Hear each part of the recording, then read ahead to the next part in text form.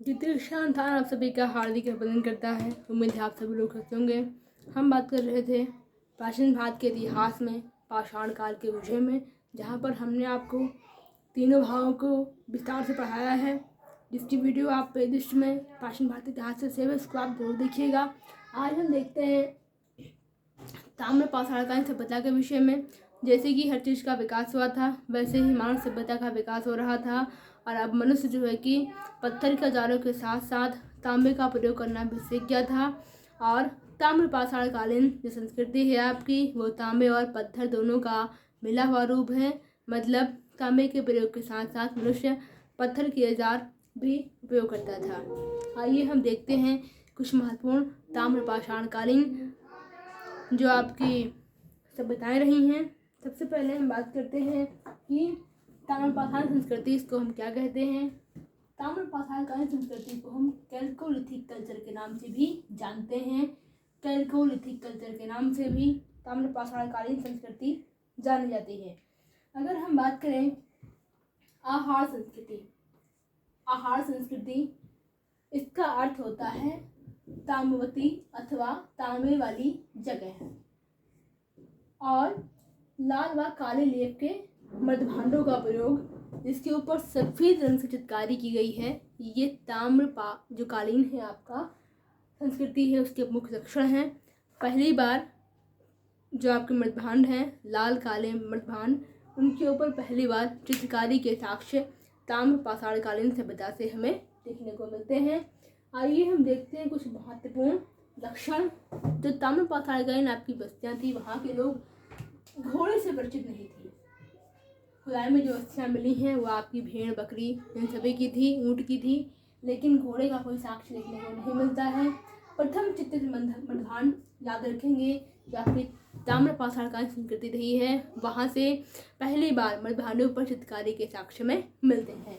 अगर हम बात करें नर्मदा की नौदा टेली, जिसका उत्खनन एच.डी. साकालिया ने करवाया था, जो कि आपके मध्य प्रदेश में है।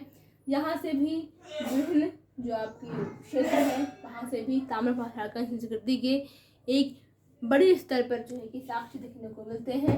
अगर हम बात करें पश्चिमी महाराष्ट्र में खुदाई के समय यहाँ पर शिशुओं के बहुत सारे कंकाल मिले थे, तो इससे अंदाजा लगाया जाता है कि वहाँ की जो चिकित्सा स्वास्थ्य सुविधाएं थी वहाँ पे नहीं थी, लोग जागरूक नहीं थे। ऐसे में क्या थी कि शिशु मृत्यु दर बहुत ज़्यादा थी। और यहाँ की सभ्यता जो थी वो ग्रामीण परिवेश में थी, पशुपालन का उदय हो चुका था, लेकिन यहाँ पर लोग विशेषतः कच्ची ईंटों का प्रयोग करते थे और इनके घर आयताकार हुआ करते थे और उसी में लोग रहा करते थे। इसके अलावा जो है कि कहीं कहीं पर पक्की ईंटों के प्रयोग के साक्ष्य भी मिलते हैं, जैसे कि आपका गिलुंद क्षेत्र में पक्की ईंटों के साक्ष्य खुदाई में मिले हुए हैं। हम सभी जानते हैं जब हड़प्पा सभ्यता इसके बाद आएगी, वहाँ पर जो नगरीय व्यवस्था थी वो प्रारंभ हो चुकी थी, पक्की ईंटों का प्रयोग हुआ करता था।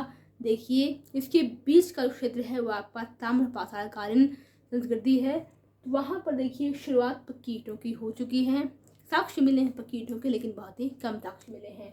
अगर हम बात करें जोरवे संस्कृति की, तो जोरवे संस्कृति जो है कि ये मध्य प्रदेश के मालवा क्षेत्र में इसका काफ़ी बड़ा भाग था, लेकिन इसका नाम जोरवे इसलिए पड़ा क्योंकि महाराष्ट्र की गोदावरी नदी है, उसके किनारे जो है कि गांव था, जिसके नाम पर इसका नाम जोरवे संस्कृति रखा गया। इसकी जो आयु है वो 1400 से 700 ईसा पूर्व ज्ञात की गई थी।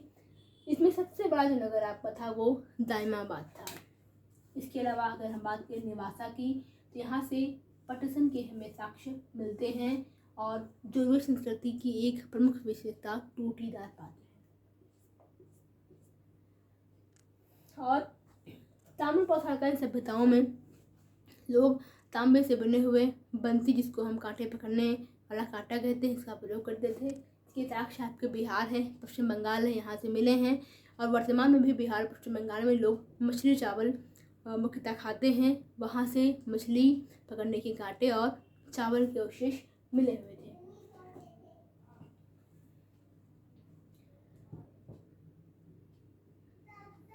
अगर हम बात करें कायथा संस्कृति, कायथा संस्कृति उन्नत मृदभांड जो है कि यहाँ से मिले हुए थे।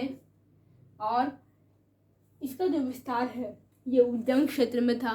छोटी काली सिंधु नदी जो कि चंबल नदी की सहायक नदी थी, वहाँ पर इसके साक्ष्य में प्राप्त हुए थे। छोटी काली सिंधु नदी जो कि उज्जैन की तरफ बहती है और एक चंबल की सहायक नदी है, जहाँ से हमें काठा संस्कृति के साक्ष्य मिलते हैं। और यहाँ पर क्या हुआ था, 1300 से 1000 ईसा पूर्व जब हमें साक्ष्य मिले थे तो इनाम गांव खोजा गया था। वहाँ के जो गांव थे वहाँ पर किलाबंद गांव था, मतलब चारों तरफ दीवारी थी और ऐसा वहाँ लगता था कि वहाँ पर समाज का विभाजन हुआ था। बीच में मुखिया का घर था, बाकी चारों तरफ लोग बसे हुए थे। क्योंकि हम सभी जानते हैं कि धीरे धीरे मानव सभ्यता का विकास हो रहा था, जिसके साक्ष्य आपको इन सभी में कहीं ना कहीं देखने को मिलते हैं। और मध्य प्रदेश में घुंघरिया में जब खुदाई हुई थी तो वहाँ से तांबे के 424 कुछ हथियार और सामान प्राप्त हुए थे। इसके अलावा 102 हमें चांदी की चादरें भी प्राप्त हुई थी। तो ये रहे आपके कुछ ताम्र पाषाणकालीन सभ्यता के प्रमुख लक्षण। और हम सभी जानते हैं कि जो आपका ताम्र पाषाणकालीन सभ्यता संस्कृति रही है, यहाँ से हमें जो औजार थे वहाँ पे हल के साक्ष्य में नहीं मिलते हैं। हल जो है कि वो आपका किसी भी प्रकार के धातु से नहीं बना था। हल के लिए क्या करते थे कि एक पहिया टाइप का बना हुआ था, उसमें कुछ छेद हुआ करते थे, जिसका उपयोग जो है कि लोग जो मिट्टी थी उसको ढीला करने में और इस तरह से उसका प्रयोग करते थे। हल के साक्ष्य इसमें नहीं मिलते हैं जो कि धातु से बना हुआ हो, इसके साक्ष्य में यहाँ से नहीं मिलते हैं। तो ये रही आपकी कुछ प्राचीन इतिहास से संबंधित जानकारी जो कि आपके ताम्र पाषाणकालीन सभ्यता से संबंधित रही है। और अगर हम बात करें काठा संस्कृति से, तो काठा संस्कृति में देह खुदाई हुई थी, जहाँ से जो है कि बड़ी मात्रा में मनुष्य के शवों को मिला था। और यहाँ पर जो है कि कुछ बच्चों के गले में तांबे के हार थे और 28 कंगन संभवतः वहाँ पर खुदाई में इनको प्राप्त हुए थे काठा संस्कृति से। तो ये रहे आपके कुछ लक्षण ताम्र पाषाणकालीन सभ्यता संस्कृति के। और आगे हम पढ़ेंगे हड़प्पा संस्कृति के विषय में। इसके पहले कि हमने सभी वीडियो में हमने आपको पाषाण काल उसके विभिन्न भागों के विषय में विस्तार से पढ़ाया है, उसको आप जरूर पढ़िएगा, जिससे आपको बहुत कुछ सीखने को मिलेगा। इससे क्वेश्चन कैसे बनते हैं, जैसे कि प्रथम चित्र मृदभांड का साक्ष्य में कहाँ से मिलता है, किस सभ्यता से मिलता है। टोटीदार पात्र की संस्कृति की विशेषता रही है। ध्रुवीय संस्कृति का कार्यकाल क्या रहा था। इसके अलावा छोटी काली सिंधु किसकी सहायक नदी है। अगर हम बात करें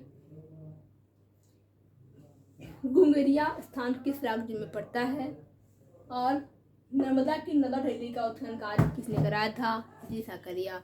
इस तरह के क्वेश्चन आपको देखने को परीक्षा में मिलेंगे। थैंक यू, अपना ख्याल रखिएगा, पढ़ते रहिएगा, आगे बढ़िएगा और प्लेलिस्ट से पिछली वीडियोस आप जरूर देखिएगा। Thank you.